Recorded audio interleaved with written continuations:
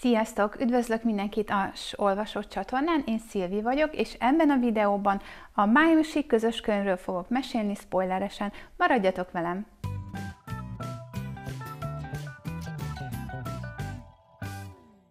Májusban a Tanár című kötetet választottátok közös virtuális könyvnek, aminek én nagyon-nagyon örültem.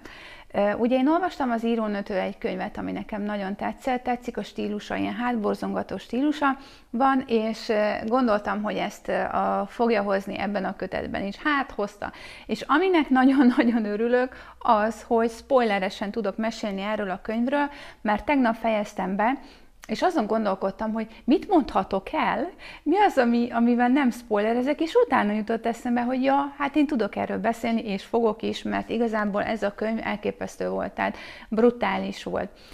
Először is azzal kezdeném, hogy megvezettem saját magamat is, meg szerintem titeket is, aki nem olvastam, mert amikor bemutattam ezt a könyvet, mondtam, hogy a két szemszögből íródott, az Eve, a tanárnő, és Eddie. Én Eddie fiúnak gondoltam, de ugye kiderült nagyon hamar, hogy Eddie egyébként Adeline, és ugye ez a beceneve, a kislány beceneve. De most röviden a történetről, ugye hát van nekünk egy tini kislányunk, 16 éves Adeline, aki ugye gimiben jár, harmadikos, és ugye előző évben történt valami furcsaság, ami miatt ugye elbocsátották a matek tanárát, egy ilyen idősebb úr volt, ilyen 50 pluszos talán, de mondjuk az nem derült ki egyébként, hogy pontosan hány éves volt, de 50 pluszos volt, és hogy ugye azért bocsátották el, vagy lehet, hogy ő mondott fel, mert azt hitték, hogy hát kikezdett az Edivel, mert ugye Edit ott találták a háza körül ólálkodni, és egyébként korrepetálta őt matekból, meg minden, szóval tönkrement így az élete. Most Edinek a családi háttere is elég zűrös, tehát ugye édesanyjával él azért, mert az előző évben ugye meghalt az apukája, aki egyébként alkoholista volt, bántalmazta az anyját, állandóan üvöltött, tehát hogy kicsit ilyen lelkileg sérült lányról van szó, illetve a másik két páros, a Eve és a Nathaniel, a Nate, ők ugye a házas pár, akik tanárok, és ott tanítanak ebben a gimnáziumban. Ugye Eve matek tanár, Nate pedig angol irodalom tanár, tehát angol irodalmat tanít. Na most azt el kell, hogy mondjam, hogy nagyon könnyen olvasható volt ez a kötet, tehát elképesztően gyorsan pörgettem ki. Nekem nagyon tetszenek azok a történetek, vagy az olyan stílusban megírt könyvek, ahol rövid fejezetek vannak, mert ilyenkor, ha úgy érzem, hogy van 5 percem, akkor tudom, hogy egy fejezetet el tudok olvasni, míg hogyha ilyen nagy terjedelmű fejezetekről van szó, akkor inkább nem is kezdem el, mert nem szeretem fejezet közben abba hagyni a történetet. Szóval ezt a könyvet 2 nap alatt olvastam el. Amit el tudok mondani nektek a házastársakról, hát én Ívet egyébként nagyon sajnáltam. Kicsit ilyen sótlankának tűnt nekem az elején, de ahogy ugye megélte ezt a házas életet, vagy nem házas életet a férjével, szerintem borzasztó volt. Tehát az, hogy gyakorlatilag kőbe volt vésve, hogy minden hónap első szombatján élnek házas életet csak, és amúgy meg közeledne hozzá, de folyamatosan visszautasítást kap, ez szerintem borzasztó volt. Illetve hát ugye érdekes volt ez a cipős vonal is, hogy rengeteg cipőt vásárolt titokban, ami nem is volt annyira titokban, hiszen ugye egy közös számlájuk volt a férjével, tehát nekem már ott ilyen furi volt az egész, hogy hova fog ez kiukadni, mert hogy mondta is, hogy hát semmit nem tud úgy venni, hogy a férje ne tudjon róla. Na most ugye a suliban tanultak, vagy tanítottak, ugye a Nate, ő ilyen nagyon híres tanár volt, minden kislány oda volt érte, és hát ugye vigyorgott, meg bevetette ezt a sármját, meg kacsingatott a lányokra, hát nem tudom, szóval szerintem már ez is egy kicsit túllépett a határon ezzel a kacsingatással, de hát ugye ő volt a legnépszerűbb férfi tanár az iskolában, ellenben ott volt Eve, aki egy nagyon merev nő volt, akit nem szerettek, mint tanárt, mert rengeteg házit adott fel, meg rengeteg mindent követelt, nem mosolygott, alig mosolygott, ő pedig ugye pont az ellentéte volt, és ugye indultak ezek a pletykák, hogy ugyan miért ő a felesége, miért őt vett el feleségül, egyáltalán nem illenek össze. Na most ahogy haladtam előre a történettel, és benne voltam az Adeline fejében, még nem is az Eve volt az, akitől borsozott a hátam, vagyis az ő gondolataitól, bár ugye az is elég nehézkes volt, vagy nehéz téma volt, de hogy az Adeline, hogy ő milyen fokozatokon keresztül került bele ebbe a spirálba, ebbe a nem is tudom mibe, tehát amit ugye az Eve is mondott, hogy agymosott lett, tehát olyan, mintha a szektába került volna, és ugye a döbbenet az volt, hogy a nét, tehát hogy ő ezt így felépítette. Tehát ő tökéletesen tisztában volt azzal, hogy ő mit csinál. És igazából a reakciói, tehát ahogy a feleségével bánt, ahogy a feleségének próbált megmondani dolgokat, vagy ahogy tekerte a szavait, fú, hát kinyílt a bicska igazából, tehát ez egy nagyon durván narcisztikus fazon, és égnek áll tőle a hajam, őszintén szólva. Na most az, hogy a kislány beleszeretett a tanárába, nem tudok erre mit mondani. Igazából nyilván a férfi mozgatta a szálakat, és ő az, aki elérte nála ezt, azokkal a szavakkal, amiket mondott, tehát amikor még az elején ilyen kis ártatlannak tűnt, hogy te milyen csodálatos vagy. Tehát az is ilyen átlépi a határt, de nem lépi, de hogy amúgy meg jól esik. Tehát, hogy ezt így nem vette észre, és végül is csak ki kényszerítette azt, hogy a kislány kezdeményezzen. Tehát az Eddie volt az, aki kezdeményezett. Tehát neki kezdeményeznie sem kellett, és elképesztő volt, és amin én azt hittem, hogy elhajítom a könyvet a sarokban, de nem azért, mert rossz, tehát nem azért, hanem az érzelmek miatt, amikor hazament, és akkor kiderült, hogy ugye az Eddie csal a matematika dolgozata, és akkor mondta az Eve, hogy akkor másnap megyünk az igazgatóhoz, és ugye ezt elsírta az Eddie a Nate-nek, de persze nem direkt, tehát én nem láttam az Eddie-ben olyan direkt dolgokat egyébként, tehát nem tudom, hogy ezt hogy mondjam másképp, és a Nate úgy próbálta meggyőzni a feleségét, hogy elkezdett szexuálisan közeledni hozzá, és lefeküdt vele, és utána elkezdett neki beszélni a kislányról, hogy jaj, hát adj neki még egy esélyt, meg mit tudom én. Hát ez kész, tehát hogy ott olyan szinten felrobbant az agyam, hogy el nem tudom nektek mondani. Szóval kemény volt ez a történet. Ugye az, hogy Eddie-ben folyamatosan jöttek ezek a gondolatok, mondjuk ott volt a Kenzie, aki mindig keresztbe tett neki, aki mindig megalázta, és én tényleg azt éreztem, hogy az Eddie az egy ilyen időzített bomba gyakorlatilag, tehát nem lehetett tudni, hogy mikor robban, és ezt nagyon-nagyon jól levezette az írónő, amikor ugye oda ment a Kenzie házához, először be akart menni, aztán nem ment be. Én azt hittem, hogy be fog menni. Tehát, hogy olyan szinten megalázta az a másik lány őt, hogy tényleg el tudtam képzelni, hogy elborul az agya, és megy is mindent szétszed, vagy behúz neki, vagy én nem tudom. Tudjátok, mi jutott eszembe?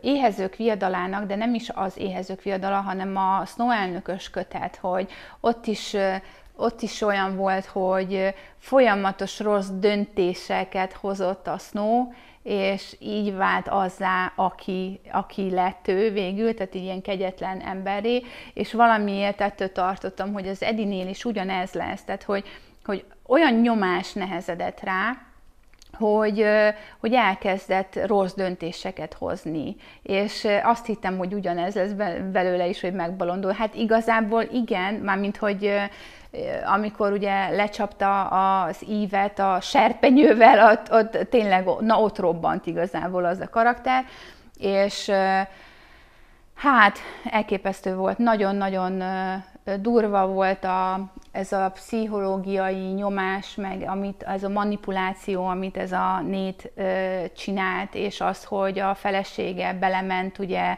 eleve, amikor ők fiatalok voltak a kapcsolatban, és amikor kiderült, hogy azt a verset nem csak Eddie-nek írta, hanem a Kenzie-nek is írta 2 évvel ezelőtt, aki akkor még csak 14 éves volt, borsózott a hátam az egésztől, tehát olyan, mintha ezt a panelt használta volna mindenkire, és ugye a legvégén a legnagyobb ilyen megdöbbenésem az volt, amikor kiderült, hogy igazából nem is a lányoknak írta ezt a verset, tehát nem a Kenzie volt az első, aki ezt a verset olvasta tőle, hanem a felesége.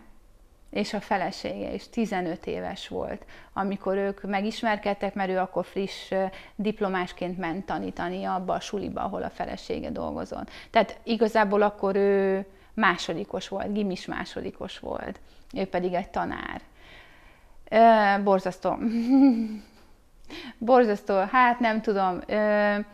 Alapjáraton ez egy nagyon jó könyv volt, tehát ebből a szempontból, hogy nagyon gyorsan pörgethető volt. Nagyon jók voltak ezek a pszichoelemek benne, tehát amikor egy-egy cipőt talált a konyhában, miután ugye megölte a feleségét, és ugye elkezdte az ív úgymond bosszút állni, meg egyes sarascipőt, meg ilyen tököt rakott be a házukba, tehát hogy tényleg így az őrületbe kergette a férjét, megérdemelte. Én azt mondom, hogy a halál, hogy mondjam, most lehet, hogy ilyen nagyon kegyetlen leszek, de hogy az nem büntetés. Tehát nem. Tehát én nagyon örültem volna annak, hogyha ez a férfi megkapja azt, amit megérdemeltem. Igen, menjen börtönbe. Igen, éljen le 4 fal között, a bűnözők között a maradék életét. Mert ez túl könnyű megoldás volt számára igazából.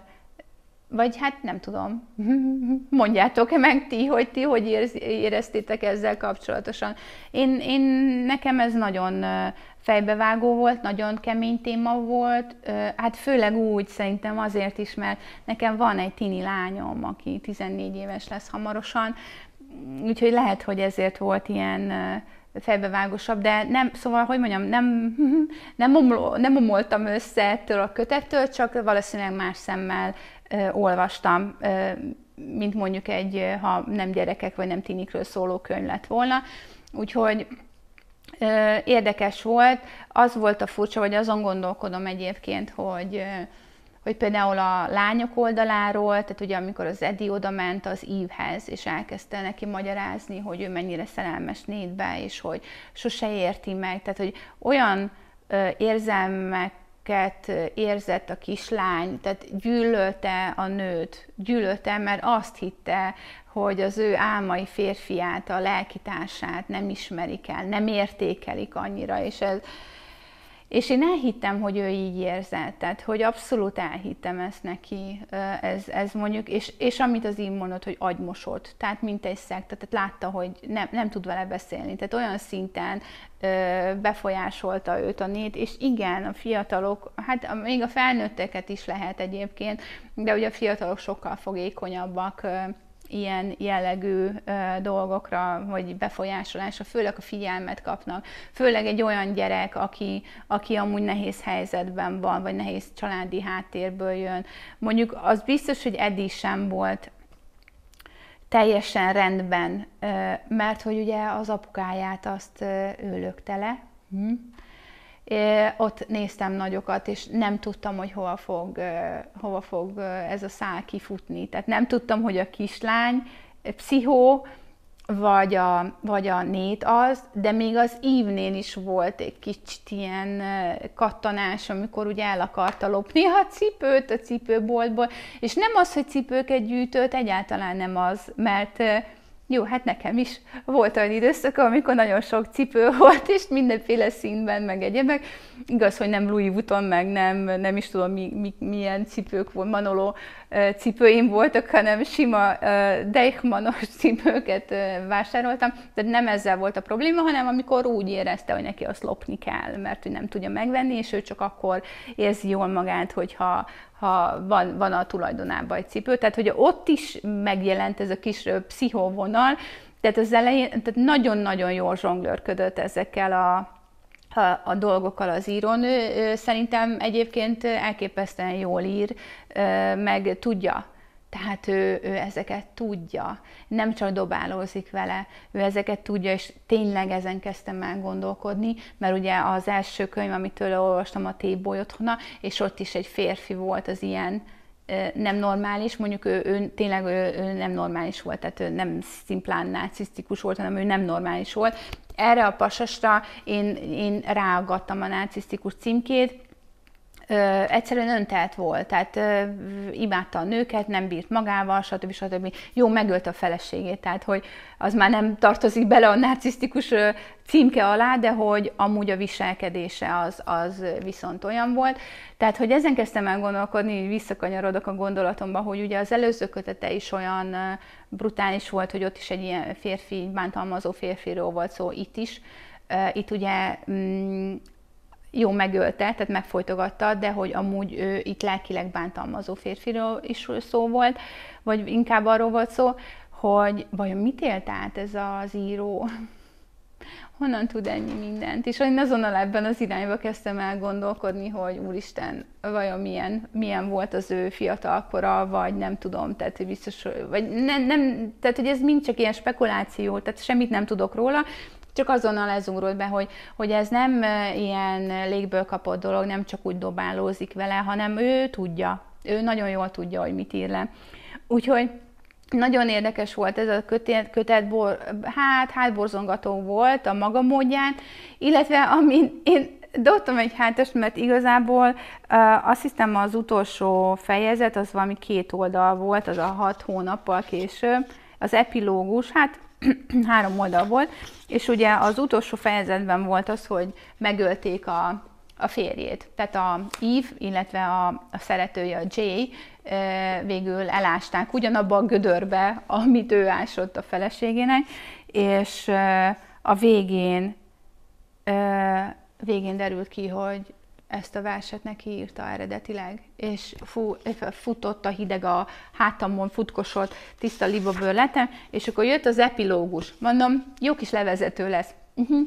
És amikor itt először a Hudson, ugye az Adeline barátja, vár rá, ugye újra barátkoznak, stb. Meg igazából ő segített rajta, amikor ugye kint ragadt ott a mezőn.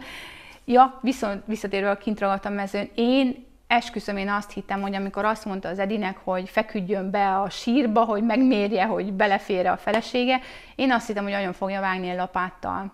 Tényleg. És hogy mind a 2 nőt el fogja ott temetni, de nem ez történt.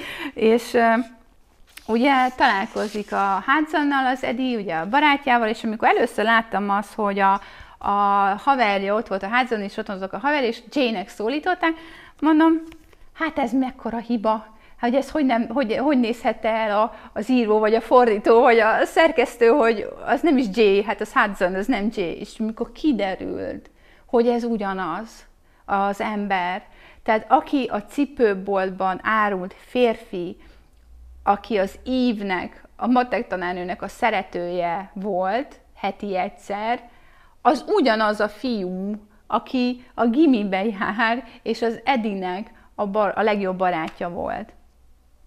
És így ültem, elolvastam ezt a 3 oldalt, mondom, ezt nem hiszem el, hogy most becsaptak? Most mi történt? És képzeljétek el, hogy mielőtt felvettem ezt a videót, mielőtt leültem felvenni ezt a videót, utána néztem újra, előkerestem azokat a fejezeteket, ahol találkozik a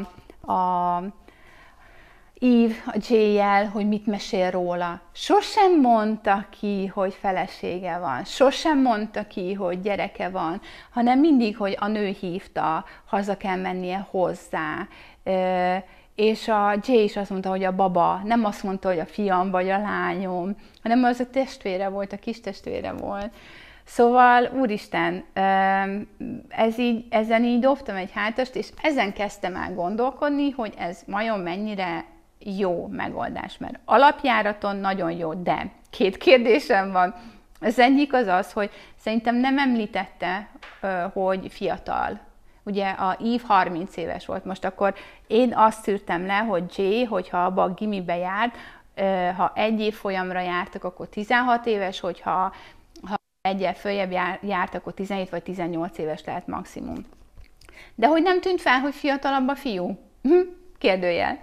A másik kérdés, ami inkább zavar, az, hogy lehet, hogyha egy gimiben tanít egy tanár, nem ismeri fel a diákját, hogyha bemegy egy boltba, és az a diák ott eladóként dolgozik egy cipőboltban. Tehát hogy tekint rá férfiként?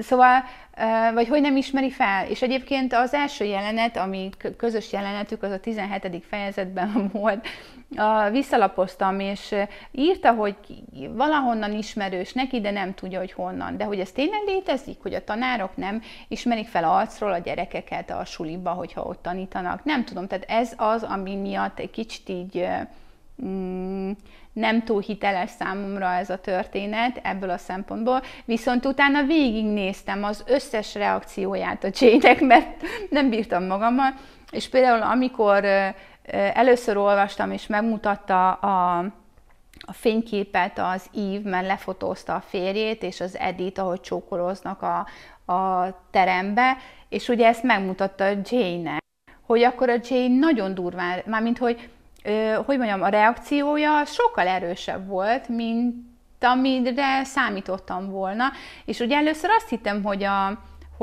az Eve miatt, de hogy nagyon furcsán reagált. És utána esett le, hogy hát igazából nem az Eve miatt reagált így, hanem az Eddie miatt reagált így. Szóval ez a narráció, vagy ez a hamis narrátor, ha úgy vesszük, vagy hazug narrátor nem volt hazug igazából, hanem én hagytam magam megvezetni, úgyhogy ezért ez engem nem zavar egyáltalán. Tehát nem úgy éreztem, hogy becsaptak, hanem én bizony benyaltam azokat a dolgokat, amiket így elosztogatott ilyen információt, és az agyam hozzánk költötte, hogy akkor nő, akkor a felesége, a baba, akkor a gyereke, de ez nem volt leírva, úgyhogy le a kalappal tényleg.